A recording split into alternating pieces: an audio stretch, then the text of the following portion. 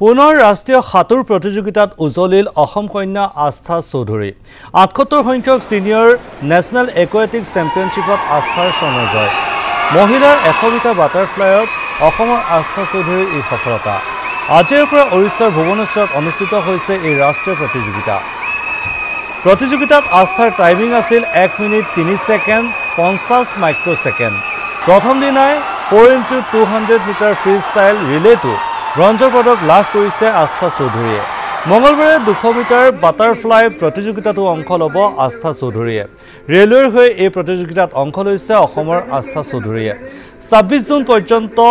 কলিংগ ষ্টেডিয়ামত চলি থাকিব ৰাষ্ট্ৰীয় প্ৰতিযোগিতাখন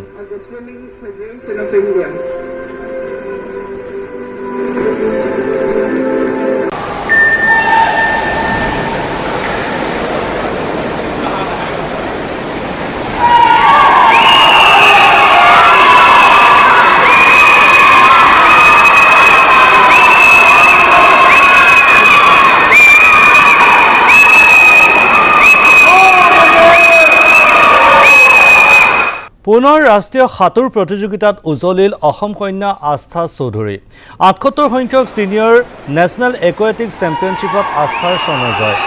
মহিলাৰ ১০০ মিটাৰ বাটাৰফ্লাইত অসমৰ আস্থা চৌধুৰীৰ এই সফলতা আজিৰ পৰা ওড়িশাৰ ভুৱনেশ্বৰত অনুষ্ঠিত হৈছে এই ৰাষ্ট্ৰীয়